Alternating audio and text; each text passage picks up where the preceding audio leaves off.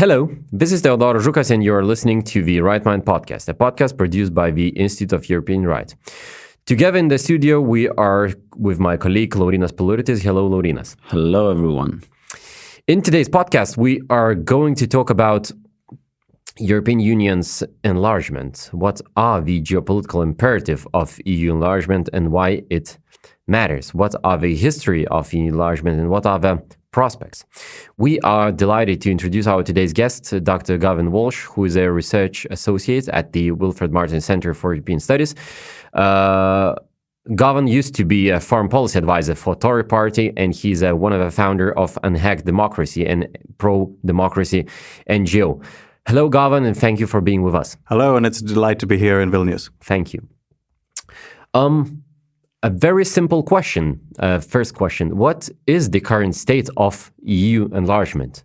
Which countries are currently in the list being considered for membership? At the moment, there's a surprisingly large number of countries being considered because there are the countries of the Western Balkans. I think there are 6 of those, and recently they have been joined by Ukraine, Georgia, and Moldova. And of course, there's Turkey, which has been a candidate country for a very, very long time. Such a long time, my dad, who used to be an Irish diplomat, actually worked on early stages of Turkish accession. It was back at the time when we didn't know whether Turkey or Greece would end up joining first. Okay.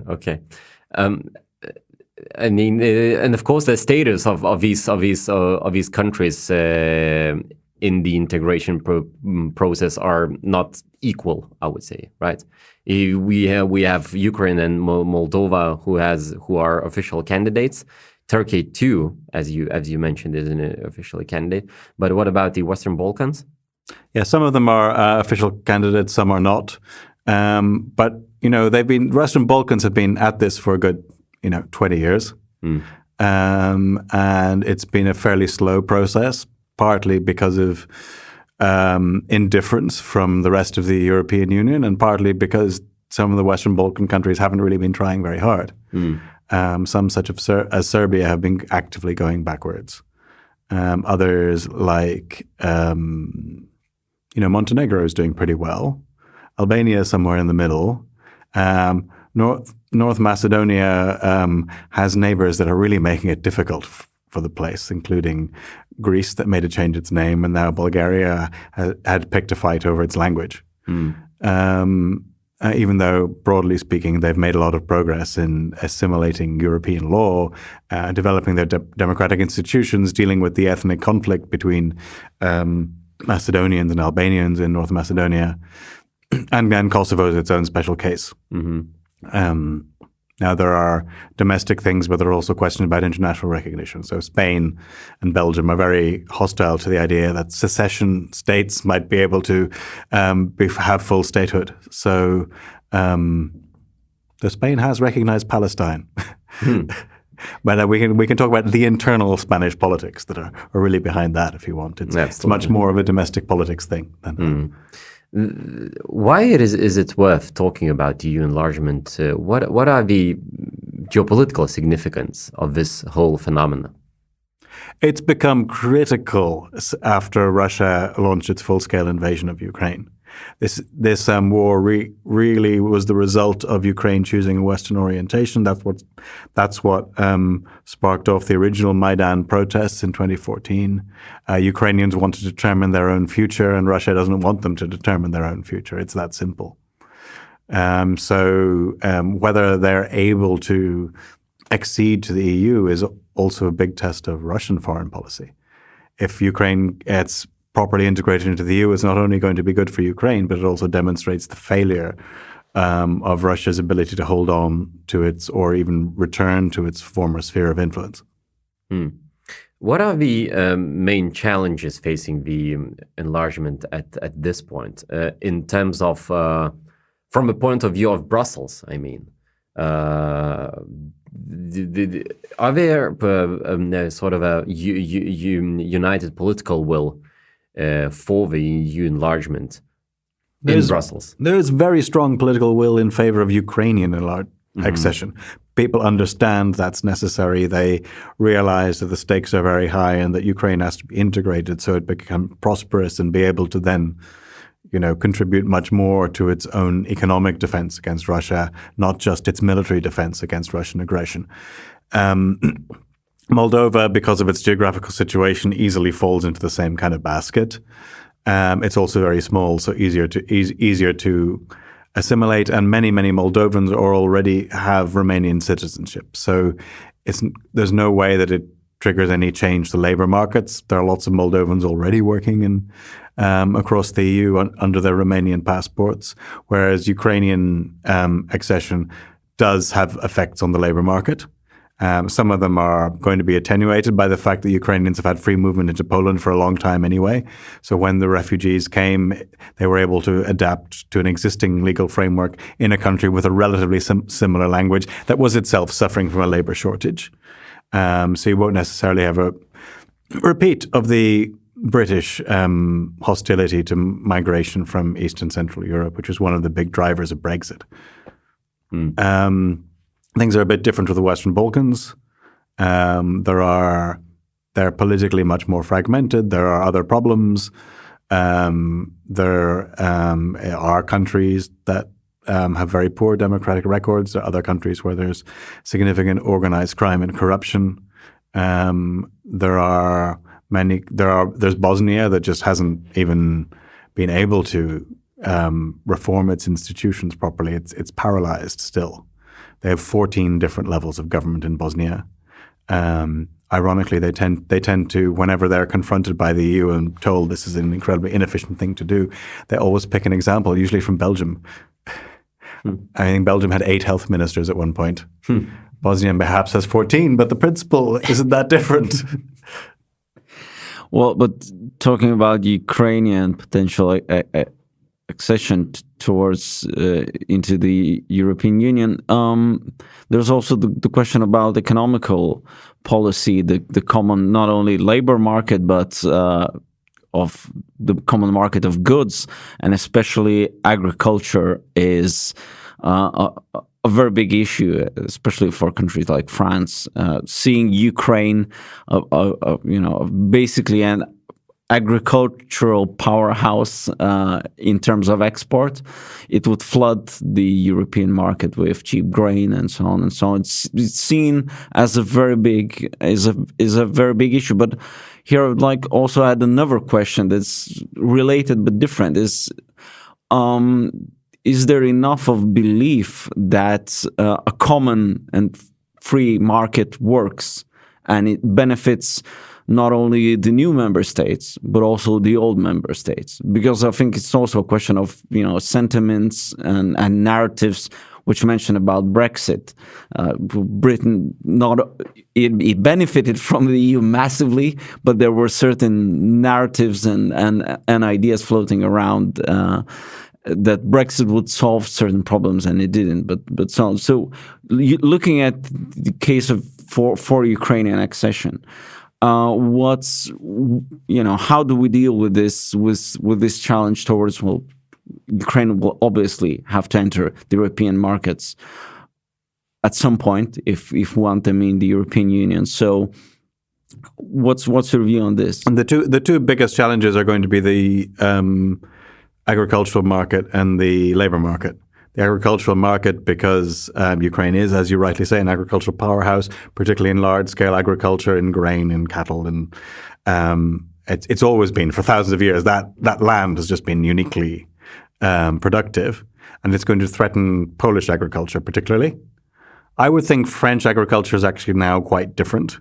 They've they have mountains, they have lamb, they have sheep, they have high value crops like wine. And while there is Ukrainian wine, it's not nearly on the same scale or certainly prestige. It's actually Moldova, of the new accession states, Moldova that has the most developed wine industry. But Ukraine doesn't have a cheese industry to compete with France. It just doesn't have that kind of food culture. It doesn't do charcuterie. It's a very different kind of agricultural industry, but it is a big question for Poland, as we've seen with the protests the Polish farmers have been mounting on their border with Ukraine. Though in Poland, it's obviously balanced by a huge geopolitical imperative, as you said, to bring Ukraine into Europe and to give it safety there and to keep it out of the hands of the Russian bear. If we look at the labor market, it's different. I mean, there are plenty of West European states that are still in this kind of dilemma that people don't like large-scale migration anywhere. No one ever has, but they know they need it. They know there are labor shortages. We know that Western Europe has an aging population. Now, Ukraine has an aging population. Its demographic balance wasn't great to start with and has been significantly worsened by the war. Yeah. So there is that issue, but we're starting also to see a bit of a change in the migration debate. People are understanding that. So Kyriakos Mitsotakis, the Greek prime minister, I think was the first leader of the right to actually properly pose it as a dilemma.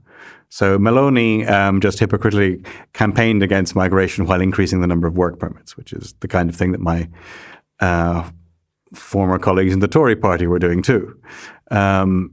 And that obviously has electoral consequences because people see that you're making no sense. Whereas Mitsotakis actually said, look, we've got lots of people coming over the Mediterranean. On the other hand, we have a labor shortage. And he's finally started saying, look, maybe let's try and think about what a policy mix could be that makes sense of this. But you've even got countries like, Bulgaria and Romania are now receiving large numbers of immigrants. That's very new. Though in Bulgaria, people are still much more worried about emigration than immigration. Whole villages have emptied out, as happens when countries join the EU. And then as the countries converge economically, this generally resets itself. So it's not the case that this will happen forever. People will go away for 10 or 15 years. Some of them will stay in their new countries. Some of them will come back. Other people will come in. I guess you had this here too. Straight after you joined the EU, lots of people coming to Ireland, for example, and then a lot have come back. A lot have stayed, but you might even start having Irish people coming over here. We're certainly seeing Italians from Trieste actually commuting to Ljubljana for work. You're seeing Brits go to Ireland. As the economic conditions change, you end up with much more fluid migration patterns. A lot of the Central European migration into Britain was very, very high skilled. It was a lot of people coming to work in the banking industry. That's one of the reasons why it was an economic hit when Britain left the EU. So to come back to your thing about Brexit, Brexit is an important cautionary tale, but it's also a very clear example that pro-Europeans can point to. Instead of having to have complex theoretical arguments, you can say, don't do that. It doesn't work. Right, and you've touched upon the immigration matter. I wanted to ask about the geopolitical matters, and we will definitely come back to that soon. But regarding the immigration, you've talked about the sort of inner migration in the EU. But would you agree that we are now currently seeing the paradigm shift how EU perceives the immigration from the third countries? I mean, back in 20 years ago and 15 years ago, I think that there was a common agreement that European Union's doors are open for everyone. And now even moderate politicians are seriously reconsidering this paradigm, because it would be hard, in my personal view, to agree that that everything was rightly done in the EU about the immigration from the third countries. Well, I mean, I don't think it's right to say that the EU said that its migration doors are open at all. Yeah. If you were coming from, Brazil or Chad and tried to get a job in Europe, you were generally told, no, you can't.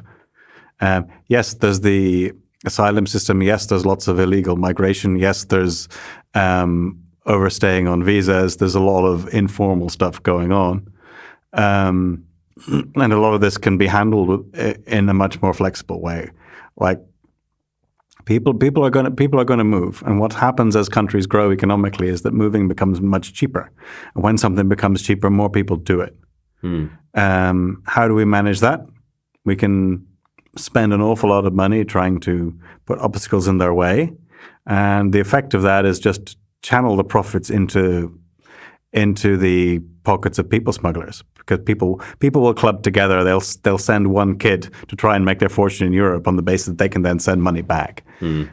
People will find ways around. They will do something to get. I mean, you hear stories of even Russians trying to migrate into the United States through Mexico, and you think, well, why are they doing that? That really is sort of really roundabout way to do it. And some of it just says, look, life in central Russia must be pretty bad if they're doing that to try and look for a better life. But it's also that we need to think about how you allow people to come for short periods of time and then go back. How you have, because at the moment it's kind of this massive high stakes thing. Like you get in once and then you basically are in, and you've won the golden ticket, because wages are so much higher here than in much of the world that you can then, you can send money back to your family, you can build stuff back home, you can do all those kind of self-improvement things. But if you fail completely. Yeah. So it's worth really going and then staying forever. You don't have, how do we, have things like short-term work permits that allow people to work for a bit, then they go back and do something else with the profits of what they're working. Work, for example. Seasonal, or maybe 2 or 3 years. And now these are complicated because people aren't just units of economics. They have a habit of, they come to a place, they make friends, they fall in love, they start businesses, and then what happens, But on average, if you create a situation where there's much more back and forth, you don't have the same kind of really high stakes, chaotic kind of thing. The second thing is it's important to make this orderly. People are much more worried about people arriving on dinghies in some really uncontrolled fashion than people being processed in some kind of way. And here I think we made a big mistake by introducing carrier sanctions. The idea here was that we would say, okay, if you don't have a right visa, then we're going to put a fine on the airline. So instead of people arriving, to be processed outside, I don't know, Warsaw Airport or something, and then they'd be quietly sent back if they failed on their asylum claim or they couldn't qualify for a work permit. They arrive in these very chaotic ways that really scare people. I mean, via sea or via by sea or by just crossing the border of a fence or something. Yeah, I mean, in that case, Russia's deliberately stoking it. It's a different issue. Yeah, absolutely. But they're arriving in these really chaotic ways, and that's what alarms people. And we've unnecessarily made this more chaotic than it should be, which prevents us thinking about sensible policies that might actually work. Coming back to that, okay. I think what you said is very important in terms of if we look at global demographics in the 21st century, not only the developed world has an aging population, but if a lot of the developing world, which industrialized, also has an aging population, and places like China even has depopulation as a new demographic tendency. So there is also competition for what kind of people we want to get in, and when you have no system at all, and you have what you described as very chaotic and volatile patterns that emerge. Instead of that, it's an extra challenge for the European Union as a union politically. I mean, first of all, nobody wants to go to China. Now that's interesting. Yeah. What is it about the Chinese system that means people, are trying to run away from it, despite all these years of, Chinese growth? Is it the low wages? Is it the racism? Who knows? Oh, is it the totalitarian state? Yeah. Maybe people don't like having a social credit system. Yeah. Then is it? But Japan is trying to face this. I mean, Japan is suddenly having to realize that maybe it needs immigration because its population is shrinking. There's still lots of racism in the society. They're just not used to different people being there, and they have a language that's pretty impenetrable to a lot of other people. Partly why a lot of people go to the United States and Britain, it's because a lot of people speak English, and that's speaking the language is one of the big ways of getting on and looking after yourself anywhere. Does Europe need to reorganize its labor markets to actually integrate people efficiently? Sure, it does. Germany has an incredibly inflexible labor market. They have qualifications for everything. They ended up basically taking in a significant chunk of the Syrian upper middle class because they were the only people who could actually afford to escape. But they haven't put them to work anywhere near their potential because there's so many bureaucratic obstacles and prejudice and they don't recognize certain qualifications. It's very difficult to translate them into a German qualification. And it's a kind of economy where there are all kinds of licenses you need to practice all kinds of professions. Oddly enough, just like the United States, there are all these, they talk about it being an incredibly free economy. And in many ways, obviously it is. But then you need licenses to be hairdressers and places like Texas, and you think, why? Right. Yes, absolutely. I mean, it is easy to bash European Union's immigration policies, but there is definitely a constant demand for workforce. Our business association just recently published a paper that they said that we need 100,000 low-skilled workforce in Lithuania, that we could find a job just like that, like voila. And here you are, in Lithuania in 2024, you just need 100,000. But politically, if you're a politician, to go out to the voters and say, right, we're gonna have 100,000 immigrants from Sri Lanka or the Philippines or where can we get 100,000? I mean, it would be a strange thing to say we need 100,000 low-skilled people, because politicians always want to say no, we want the best people to come here. So you have to find other ways of saying, look, we've got to meet the demands. We've got to have people come here. Maybe we need seasonal worker schemes. Maybe we need temporary circular flows of migration. Maybe we need entrepreneurial visas. There are other ways of doing it, and having that debate about the process. Yeah. Now coming back to the geopolitical side of a matter, you wrote and talked about the neoconservatism as a paradigm. Of course, we associate this term with the generally from one sense from the late 80s of Reagan and Thatcher, and the other ones associate that with Bush, George W. Bush associate administration, and with all that people who have a lot of conspiracy theories written about them, Donald Rumsfeld, Dick Cheney, Condoleezza Rice, and Colin Powell, of course.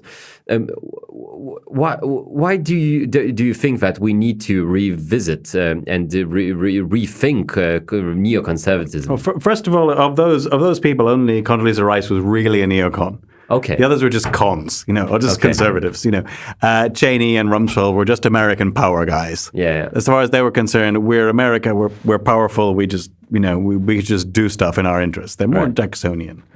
Condoleezza Rice was a genuine neoconservative in the sense that she believed the two tenets of neoconservatism, one of which is that security at home depends on democracy abroad. The other one is that military force is a way to get democracy abroad. Now, I think we've learned the wrong lesson from the failures in Iraq. And the wrong lesson is throwing the baby out of the bathwater here, because yes, military force is a really bad way to promote democracy. There are certain circumstances like Japan and Germany after World War II where it did end up working, but they're very specialist and narrow circumstances. Most of the time, that's not how you build democratic societies. It's a much slower process. You have to develop the society. You have to give them incentives. You have to work with existing power brokers so they understand that a democratic society is not actually a threat to them. You need to find ways of making deals with those parts of society that don't necessarily then undermine the prospects of democratic change. That can be incredibly difficult, and it's not done through armies. But the link between security at home and democracy abroad, I think, is extremely strong. We've now seen a sort of, people call it the democratic recession, and it's happened because instead of exporting democracy, we've been importing authoritarianism. We've been importing Russian and Chinese influence. We've been importing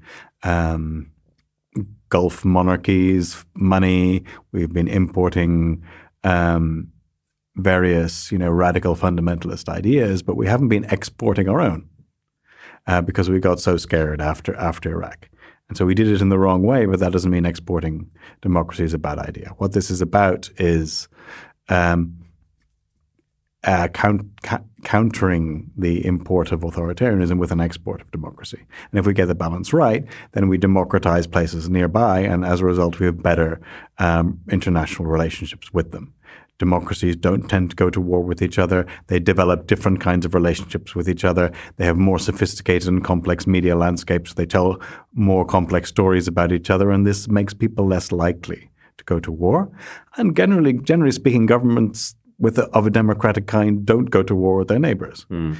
Putin only invaded Ukraine fully after he'd completely crushed opposition, after Navalny was in prison, after Nemtsov had been murdered, after Khodorkovsky had been exiled after 20 years in prison. He did this because he was free to indulge in his mad fantasy of reunifying parts of the former Soviet Union because he'd eliminated domestic opposition. Same thing occurs in Argentina when I grew up. It was only the ultra-crazy dictatorship that decided to invade the Falkland Islands or the Malvinas. Argentina had always laid claim to it, but democratic governments before and after never did anything about it. It was only a particularly brutal regime that, had disappeared about 30,000 people in prisons by throwing them into the sea, huge extrajudicial executions. Even contemporary Russia hasn't done that to Russians. They've disappeared, tens, maybe hundreds of people, but not tens of thousands. And if you look at the scale of the countries, it would be the equivalent of Russia having an internal extrajudicial killing campaign that had ended up doing away with 300,000 people. Now, that's more the kind of thing they did in the 30s than are doing now. But this regime was crazy, and as a result, it took on the UK for this particular bit of territory because it was trying to distract from its own domestic economic failure. But a democratic Argentina wouldn't have done that. People would have revolted against the economic failure and replaced it with a different government.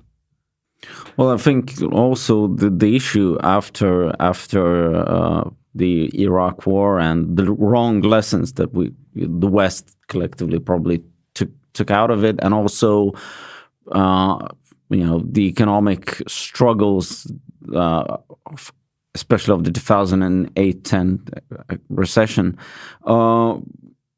It's an extra challenge, I think, in terms of it becomes a self-perpetuating cycle. We say, well, right, we'll not export democracy, we'll close down. You start importing authoritarian ideas, corruption money, and so on, things like this happening.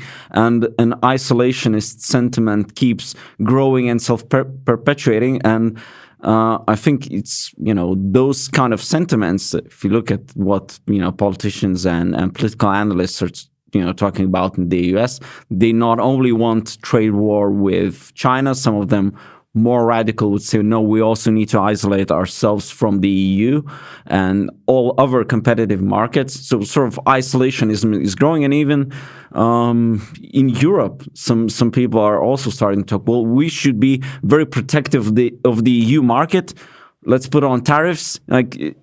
All of a sudden, there's less and less belief in global free trade. This is the way to decline. I mean, and sometimes it leads to absolutely stupid policy, like the attack on the Chinese solar power industry or electric vehicle industry. These things, it's going to be better for all of us and better for the entire planet if more people buy electric cars. And if the Chinese produce those electric cars cheaply, then that's going to free us up to make other things that are more valuable. These are not going to be at the frontier of technology very long. The frontiers of technology is elsewhere. We should focus on those things. Now, there are certain areas where we do need security of supply, obviously microchips, certain rare earths, other particular capabilities, things that are needed to produce military equipment. In those areas, there is a reason to pay the extra cost that it comes with protectionism. But in plenty of other areas, it's not. Actually, the positive externality comes from the fact that there is this place called China with whom we do have a rather adversarial relationship that is able to produce these things cheaply in a very large scale, because we quite frankly need everybody to be driving electric cars, not petrol cars. We need everybody to be using solar panels. And it's not particularly advanced. Solar panels are not particularly advanced technology anymore.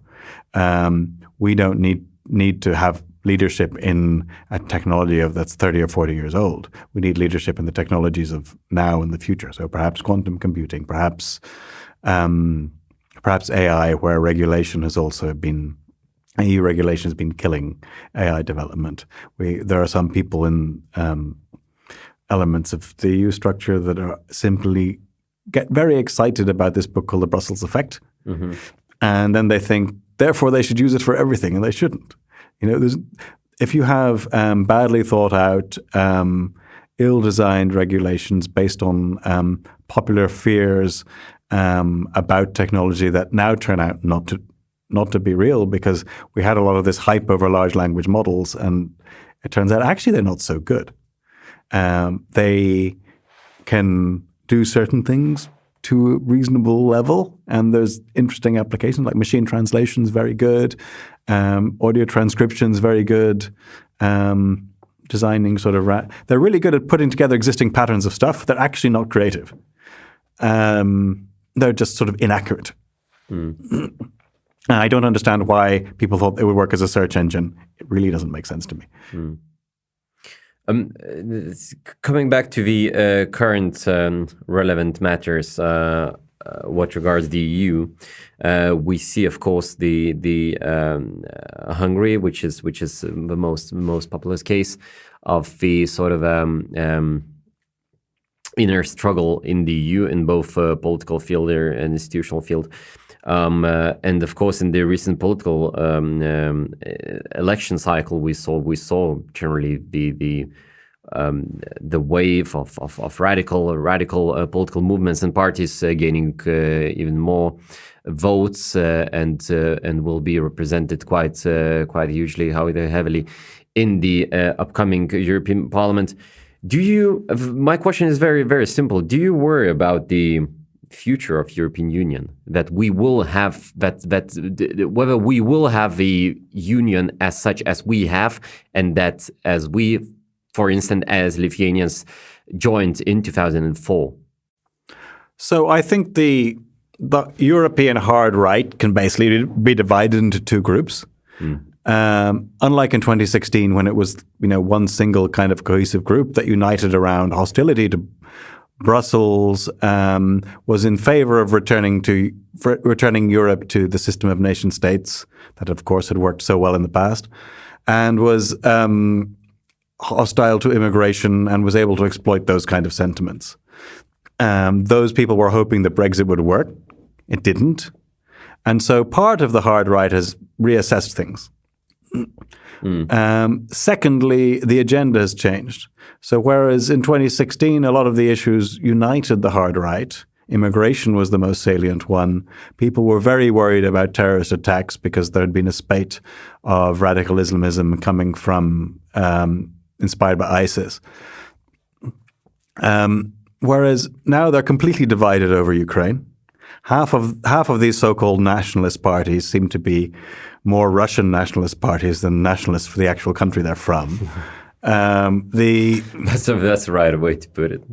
The other half have decided that they're very strongly pro-Ukrainian. Absolutely, Meloni and even Marine Le Pen. Marine Le Pen is just lying here. Well, she used to take money from a Russian bank. Maybe they should be called Russie Nationale or Rassemblement National. Whereas Meloni does seem to be sincere. And she comes from the Atlanticist wing of Democristiania that used to be, that didn't want to go with Forza Italia and then united with the successor to the fascists. So she seems to be sincere there. And what Meloni kind of wants to do, rather than split Europe up, she wants to make it more right-wing. So she wants a more radically conservative Europe. She's probably a bit of a George W. Bush Republican, I'd say. So she wants, social conservatism. She wants strong defense. She does want tough immigration policies. And you can see that's a coherent Europe-wide policy. It doesn't mean the end of the EU as we know it. What it would mean is the EU being a more right-wing place than it's been for a while, in the same way that there are people in the Social Democratic parties who'd want the EU to be a more left-wing place than it's been in the last while. That's a normal part of politics. As long as they're willing to support democracy and willing to uphold the rule of law and willing to support the Ukrainian struggle for self-determination, I think they should be part of normal politics, in the same way that people who have left-wing economic ideas that I strongly disagree with are also part of normal politics. That's where I think the line should be.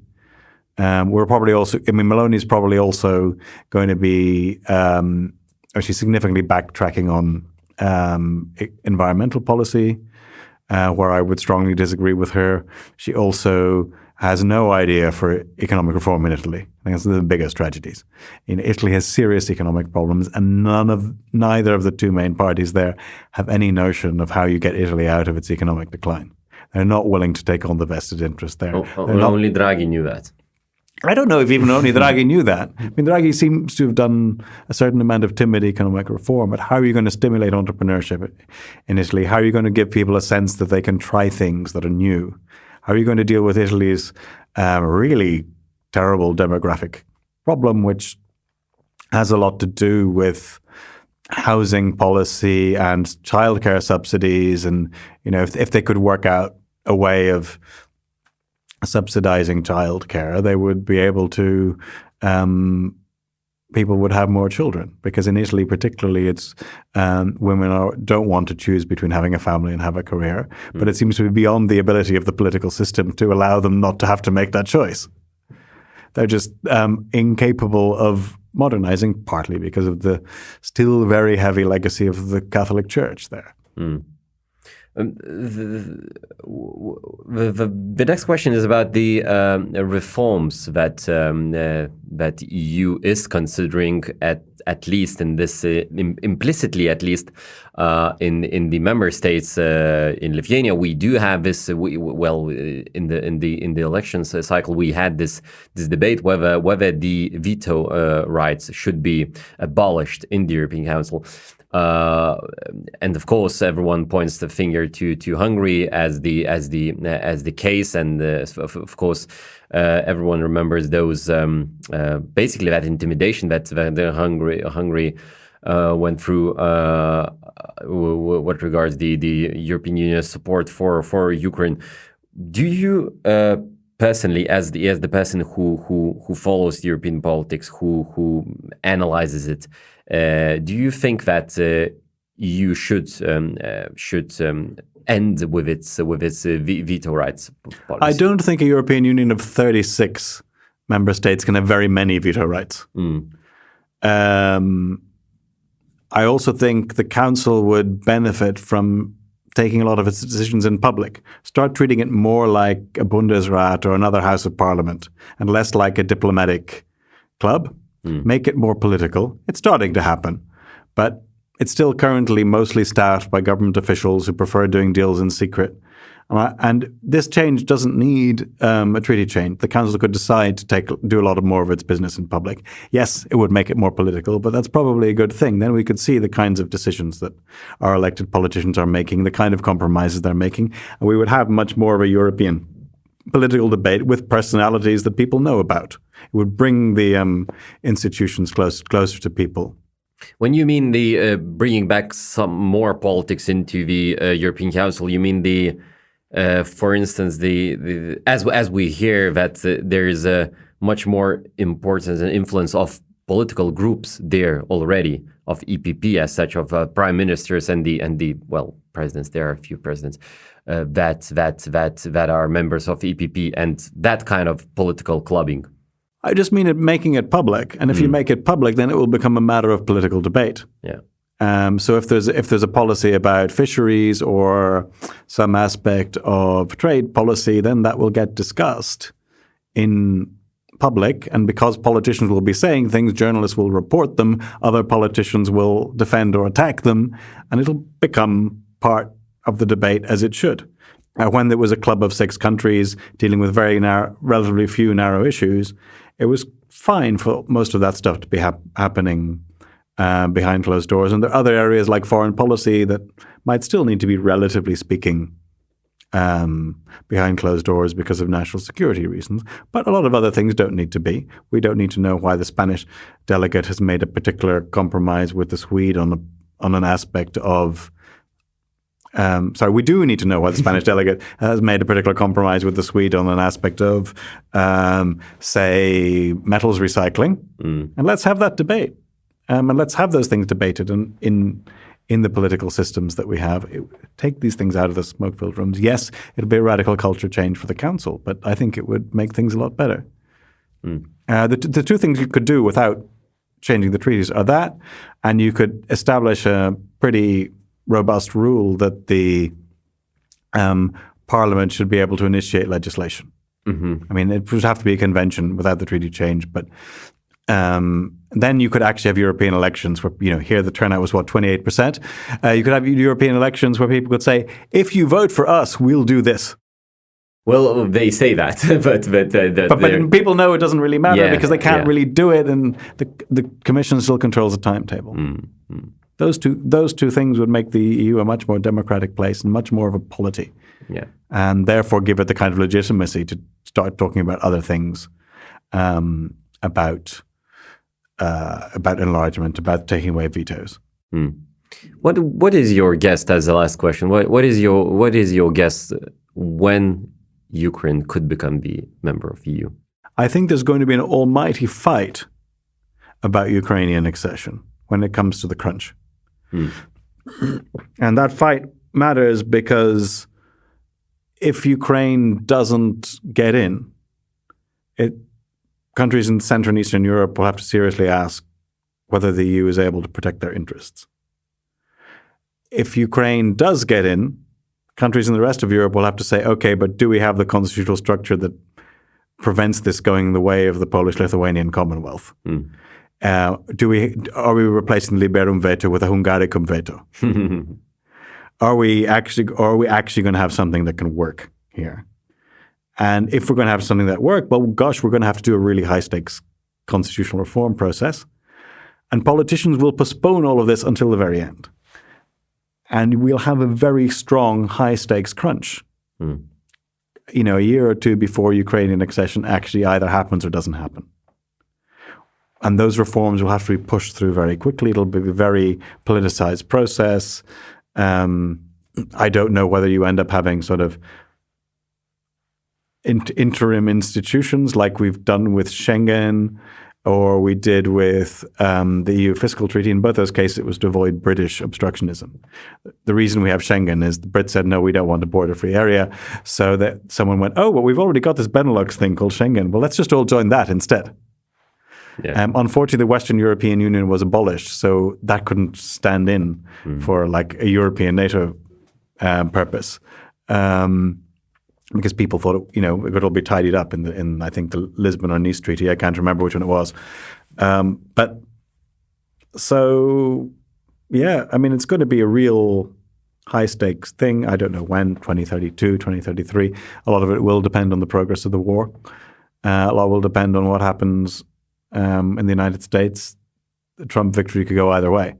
Either it means that Ukraine gets into a much more difficult fight and everything becomes more fractious, or we finally say, oh gosh, we've got to actually get our act together here, and overcome, and the sense of crisis will force people to act in the way they're not currently. Yeah. Garvan Walshe, thank you for coming to our podcast. I just want to remind our listeners that you've been listening to the Right Mind podcast. A podcast produced by the Institute of European Rights. Thank you, and till the next time. Thank you very much. It's been a pleasure. Thank you.